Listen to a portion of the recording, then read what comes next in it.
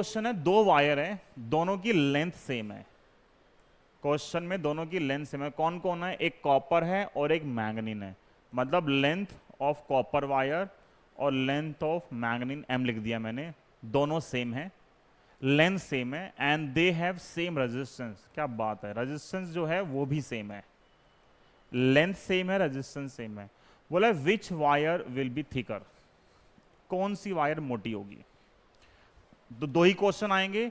अगर length same कर देगा तो पूछेगा किसका एरिया ज्यादा है, और एरिया सेम कर देगा तो पूछेगा किसकी लेंथ ज्यादा है। ठीक, और साथ में हमें ये दे रखा है जो रेजिस्टिविटी है मैंगनीन की वो कॉपर से ज्यादा है।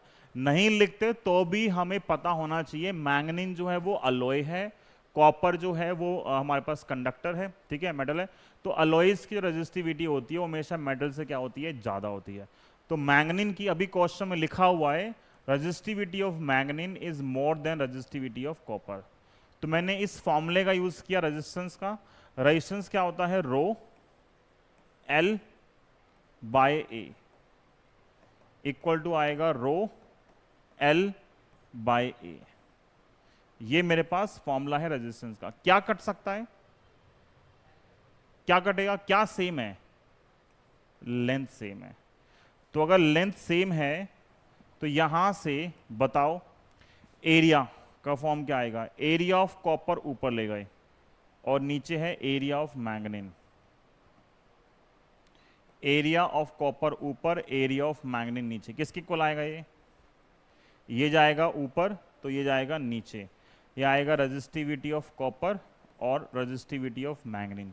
क्वेश्चन में गिवन है ये ज्यादा है ये कम है, इसका मतलब ये ज्यादा है ये कम है, तो रेशो क्या आ गया, लेस देन 1।